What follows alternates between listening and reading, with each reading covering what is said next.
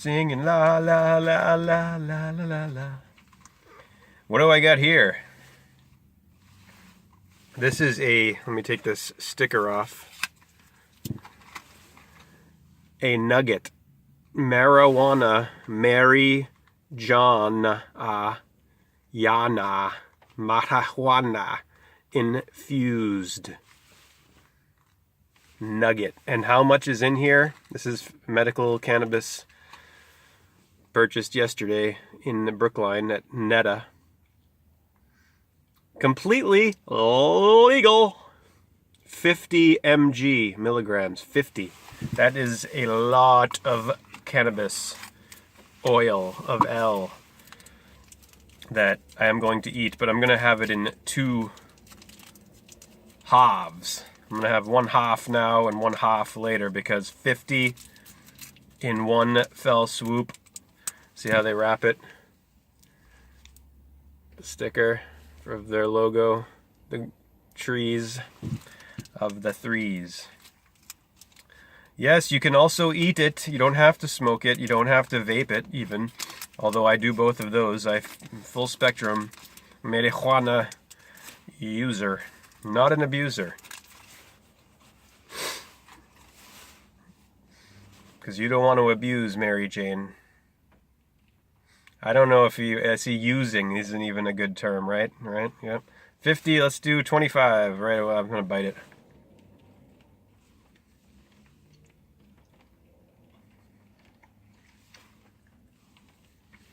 Save this other 25 for later. That's delicious. It really is.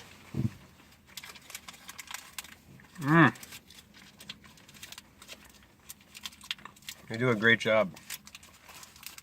Thank you, Netta. And thank you, Krishna. Christos. Amen. Amen was the delightful young man who helped me yesterday at the counter at Netta. Amen Ra. And next to him was Christopher. The Christ Cube. So today, before I go to the computer, from which I'm going to read you Jiddu Krishnamurti quotes on violence from knowingyourself1.blogspot.com 2011. But before that, we're going to go back to Celebrating the Silence, which I shared with you from yesterday.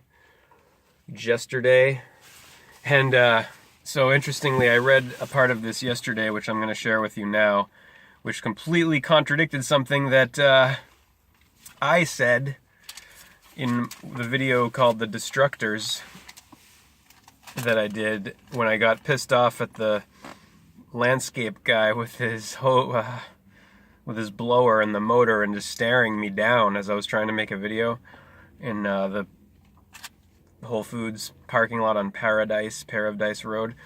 I got angry and I lashed out and I said, it's just funny watching it. Like I rewatched it for the first time yesterday. Maybe it was the second time I watched it, but I mean, anyway, it's just like, and I said, it's just funny watching yourself have like a Tourette's moment. It just came right out. I said, "What are you looking at, butthead? What are you looking at, butthead?" And I was like, it's like I turned into Biff and Trump there, the shadow, you know? And this is the thing, the shadow. And the depth of the psyche, and how it's so much more than just the ego, so much more than just the conscious I, little me self. This is the collective unconscious. And I said, I went on a little bit of a, I shouldn't have kept going, but I did. I said, because as Sadhguru says, when you're angry, you're stupid. And what did I say? And I was trying to sound smart when I was being angry. And I said, truth and beauty need to be defended. And what I really was getting at there was that the right to appreciate beauty and to have it in your life, to foster it and to live a life of beauty and a truth and to speak truth. First Amendment right, freedom of speech. These have to be defended. The rights to, not the beauty and truth themselves. So let's read page 178, and you'll see of this Celebrating Silence, Sri Sri Ravi Shankar, who I told you yesterday I saw, and I did in Boston years ago, 2002. And he's only like 5'5" tall, but 5 feet and 5 inches tall, but he is a powerhouse. I felt it. I never forget it sitting there in that church. It was the most holy experience in a church I've had. Seriously. When he came in, it reminded me of Hulk Hogan coming down the aisle at Boston Garden. I mean, it was that, it's just I felt it. I really did. And this is what my experiences with Amma too. I've got darshan from Amma twice, Mother Amma, or is it 3 times that I've gotten it? She's the hugging saint. There is something to all of it, right? Yes. I don't have a guru myself, but I feel it, the guru. Maybe this is my guru. So let's read the part that contradicts what I said yesterday. From the self, with a capital S. This is the self that Jung's talking about. It's not the same as the ego, or the little me self.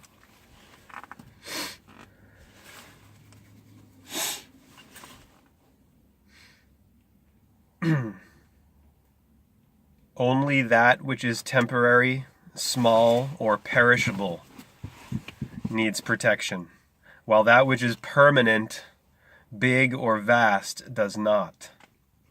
Protection simply means prolonging the time in a particular state. Hence, protection also prevents transformation. Transformation cannot happen in a state of total protection. Oopsie daisy.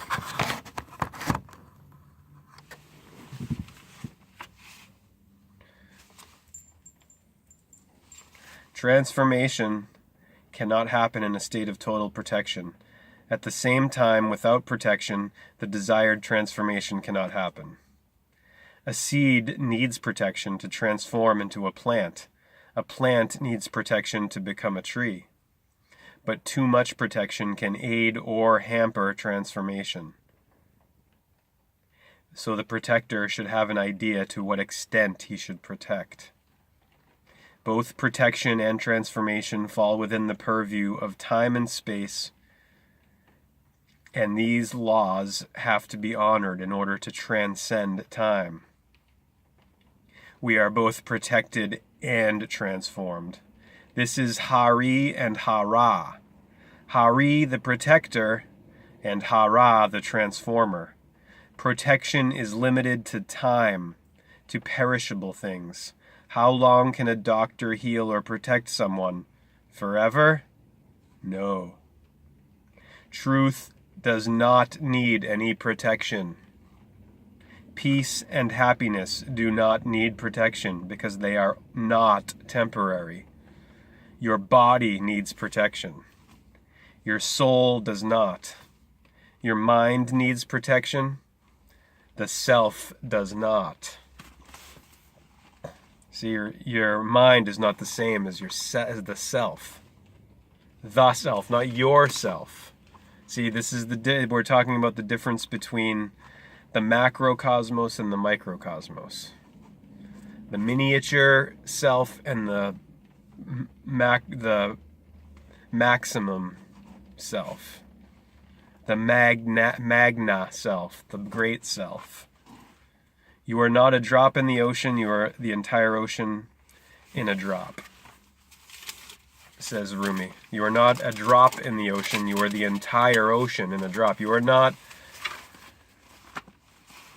a part of the whole, you are the whole in the form of a part.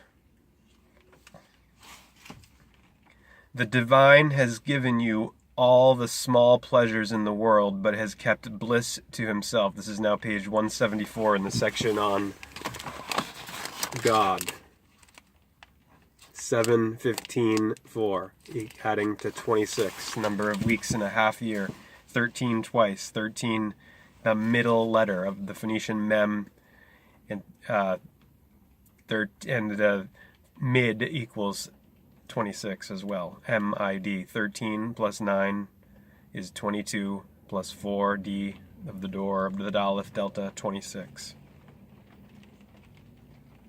The divine has given you all the small pleasures in the world. The divine, meaning God, has given you all the small pleasures in the world, but has kept bliss to himself. To get the highest bliss, you have to go to him and him alone. Do not try to be too smart with the divine and attempt to fool him. Most of your prayers and rituals are just attempts to trick the divine. You try to give the least and get the most out of the divine, and he knows this. God is an astute businessman. He will trick you even more.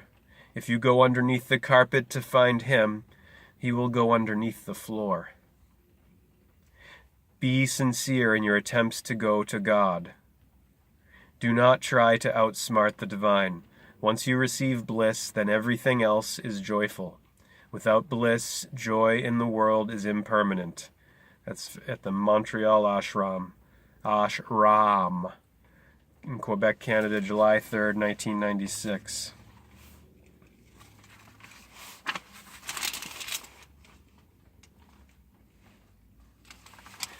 Testing is a part of ignorance.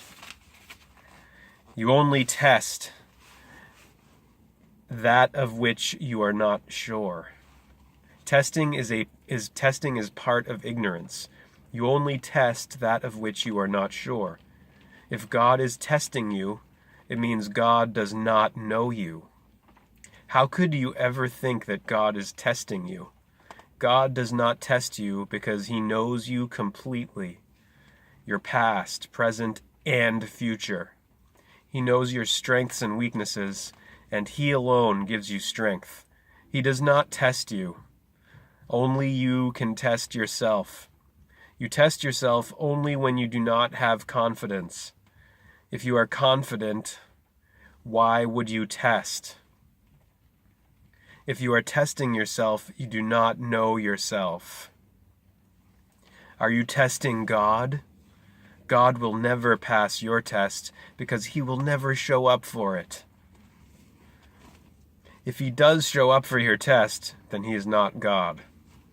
European ashram in Germany, Bad Antagast in Germany, January 13th, 1999.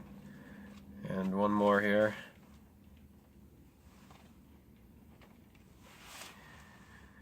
Or two more, actually. And then we'll go to Krishnamurti.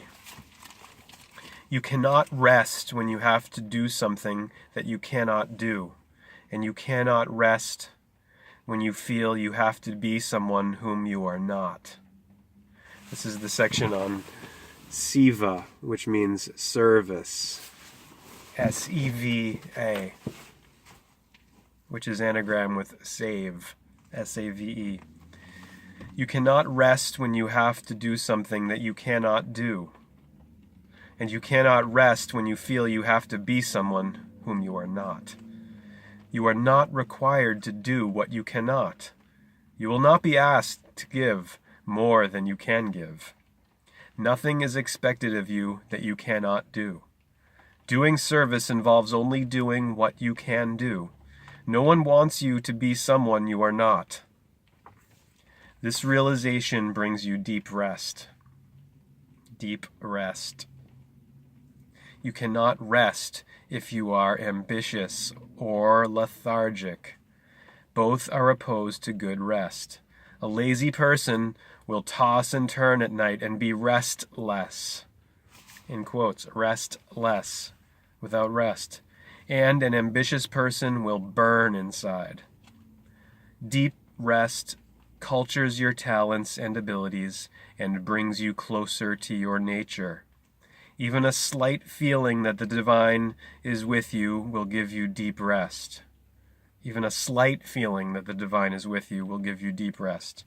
Prayer, love, and meditation are all flavors of deep rest. Deep rest or depressed. Which one are you going to have?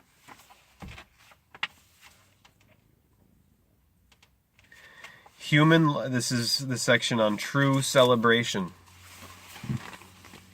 After I read this part here, we're going to do 5 minutes of silence.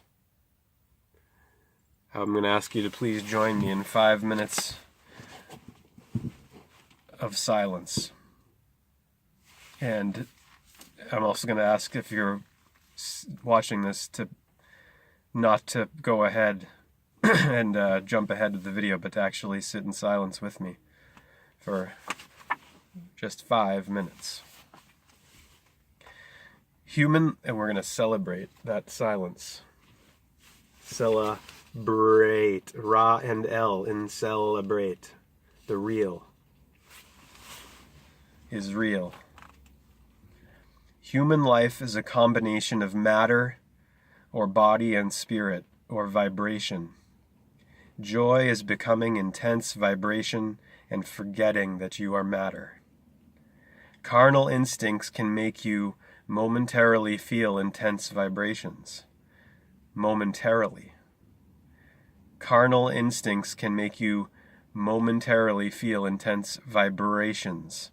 That is how they give you a glimpse of joy. But such joy is short-lived, eventually making you dense. Pleasure that comes from satsang is of a higher nature. Mantras and singing create vibrations in the spirit. That is why when you meditate and sing, ecstasy continues for a long time. Pleasure in the subtle is long-lasting, energizing, refreshing, and freeing. Pleasure from the gross is short-lived, tiring, and binding. When you know you are electricity, vibration, or energy, then craving, greed, lust, and anger disappear, and you become true celebration. That's from European Ashram again in Bad Antagast, Germany, December 24th, 1997. And this one's from January 1st, 1997 at Lake Lucerne, Light in Switzerland. The Lake of Light in Switzerland.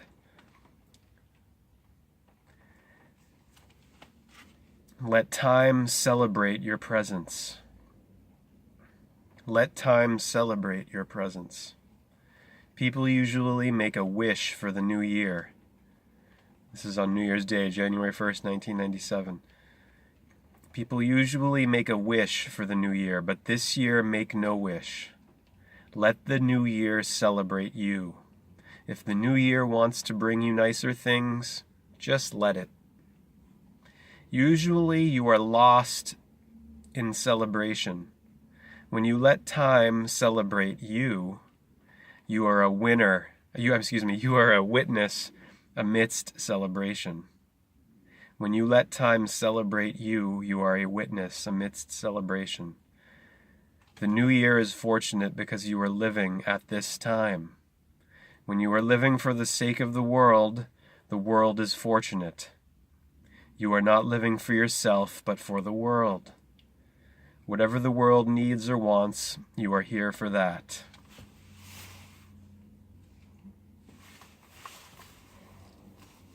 Celebrating silence, Shri Shri Ravi Shankar.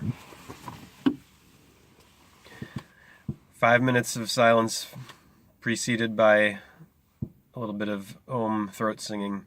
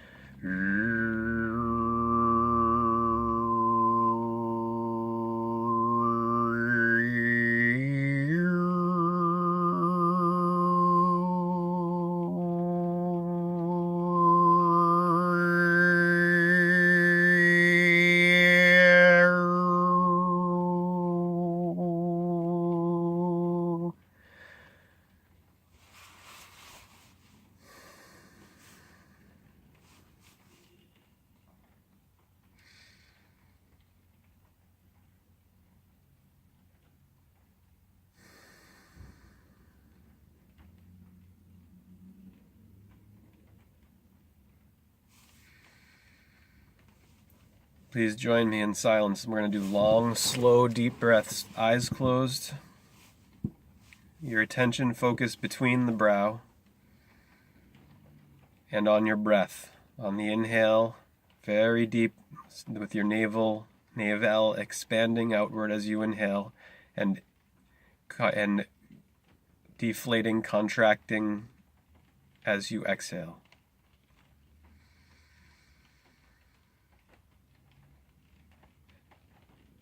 And you want to hold the in-breath for a little bit before releasing slowly through the nostrils of gnosis, of knowledge, of the sense.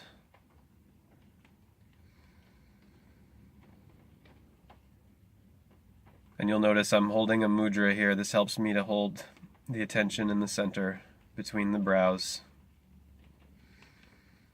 between the paravels, the temples.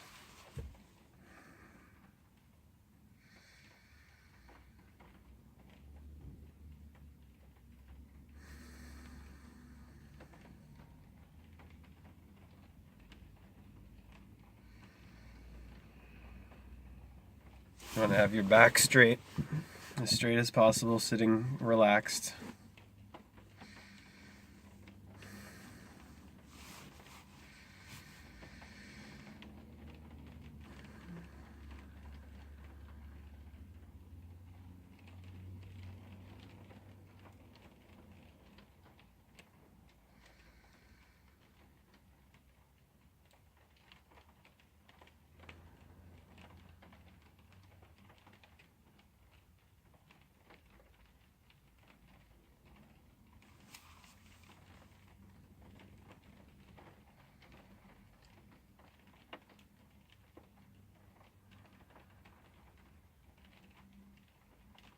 Stillness and silence. I won't say any more after that. I just wanted to throw that out there, that these two are interrelated terms, and this is what we're doing here. Meditation is that. Stillness, silence, being the witness, watching from within.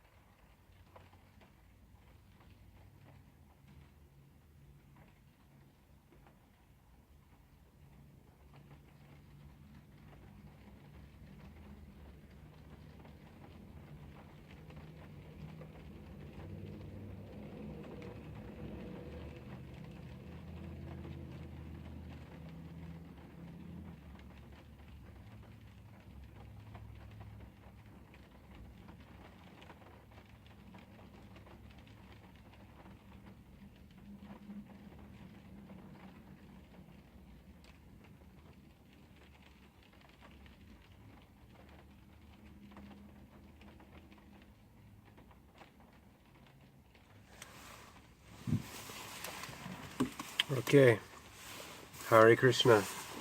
Now let us read Jiddu Krishnamurti quotes on violence from the site knowingyourself1.blogspot.com, 2011-02, Jiddu Krishnamurti quotes on violence.html. Okay?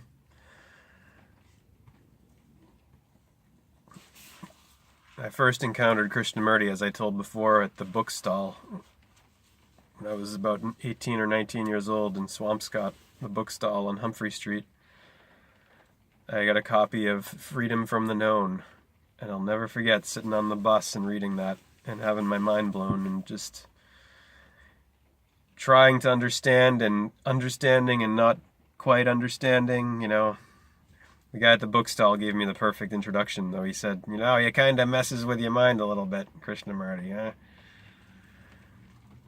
One observes throughout... Here we go, ready? Krishnamurti, quotes on violence. I'm going to read all of it because it's seamless, flows.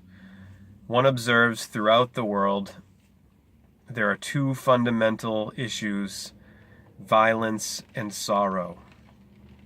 That violence and sorrow is not limited to the Orient nor the Occident, to the West nor the East.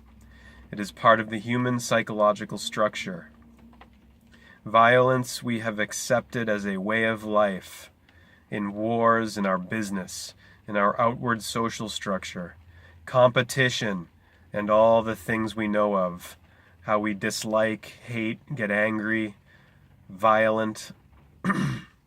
We are familiar with that and have accepted it as a way of life. Violence, violation. Either we accept the way of life as it is with violence and all the rest of it, or we say there must be a different way which human intelligence can find, where violence doesn't exist. That's all. And we say this violence will exist so long as comparison, suppression, conformity, the disciplining of oneself according to a pattern is the way of life. In this there is conflict and therefore violence. Getting at the roots of violence, not just the symptom. So can you see the fact of violence, the fact not only outside of you but also inside you, and not have any time interval between listening and acting? This means by the very act of listening, you are free from violence. You are totally free from violence because you have not admitted time, an ideology through which you can get rid of violence. This requires very deep meditation, not just a verbal agreement or disagreement. We never listen to anything. Our minds, our brain cells are so conditioned to an ideology about violence that we never look at the fact of violence. We look at the fact of violence through an ideology, and the looking at violence through an ideology creates a time interval. And when you admit time, there is no end to violence. You go on showing violence, preaching non-violence. Do not think by merely wishing for peace, you will have peace. When in your daily life of relationship you are aggressive, acquisitive, seeking psychological security here or in the hereafter. You have to understand the central cause of conflict and sorrow, and then dissolve it, and not merely look to the outside for peace. With complete attention, what takes place? When you give complete attention to anything, your learning of history or mathematics, looking at your wife or your husband, what takes place? I do not know if you have gone into it. Probably most of us have never given complete attention to anything. But when you do, what takes place? Formally, I have condemned violence. I have escaped from it. I have justified it. I have said it is natural. All these things are inattention. But when I give attention to what I have called violence, and in that attention there is care, affection, love, where is there space for violence? Violence is not merely killing another. It is violence when we use a sharp word, when we make a gesture to brush away a person, when we obey because there is fear. So violence isn't merely organized butchery in the name of God, in the name of society or country. Violence is much more subtle, much deeper, and we are inquiring into the very depths of violence. When you call yourself an Indian, or a Muslim, or a Christian, or a European, or anything else, you are being violent. There are so many different kinds of violence. Shall we go into each kind of violence, or shall we take the whole structure of violence? Can we look at the whole spectrum of violence, not just at one part of it? The source of violence is the me, the ego, the self, which expresses itself in so many ways, in division, in trying to become or be somebody, which divides itself as the me and the not me, as the unconscious and the conscious, the me that identifies with the family or not with the family, with the community or not with the community, and so on. It is like a stone dropped in a lake. The waves spread and spread. At the center, it is the me. As long as the me survives in any form, very subtly or grossly, there must be violence. Man is all the time trying to become non-violent. So there is conflict between what is, which is violence, and what should be, which is non-violence. There is conflict between the two. That is the very essence of wastage of energy. As long as there is duality between what is and what should be, man trying to become something else, making an effort to achieve what should be, that conflict is waste of energy. As long as there is conflict between the opposite, man has not enough energy to change. Why should I have the opposite at all, as non-violence as the ideal? If there was no ideal at all, you would be left with what is. Would that make one complacent? Or would you then have the energy, the interest, the vitality to solve what is? Is not the ideal of nonviolence an escape from the fact of violence? When the mind is not escaping, but is confronted with the fact of violence, that it is violent, not condemning it, not judging it, then surely such a mind has an entirely different quality and there is no longer violence. Now suppose I am violent. How do I observe that violence? Because I want to understand the nature of that violence. I want to go explore, discover the extraordinary factors that contribute to violence. So how do I observe? First, is violence, please listen to this, is violence different from me? Right? You understand my question? I am asking, is that violence which I see when I say I am violent, is that violence different from me, or am I that violence? When you are angry, you are angry. It is not you are different from anger. You are different from anger only when you want to control it, only when you say I must suppress it. But are you actually different, separate from violence? Please, we must go into this very carefully because most people say, I am different from that object, which I call violence. Is that so? Is the word violence separated? Do you understand? You understand? You stand under? When there are two dogmatic beliefs and each trying to convert the other, oppose each other, it is a form of violence. So, are we aware of this factor in our life? And when you become aware of it, what are you going to do? Do you say, yes, I am aware of it, but carry on with violence? Therefore, it becomes a very serious matter. If one is really to be free of violence, to look at it, to live with it, to understand it, to go into it and see all the multiple forms of violence, Totally be acquainted with it. And when you are acquainted with something, it flowers and then withers away. You don't have to fight it.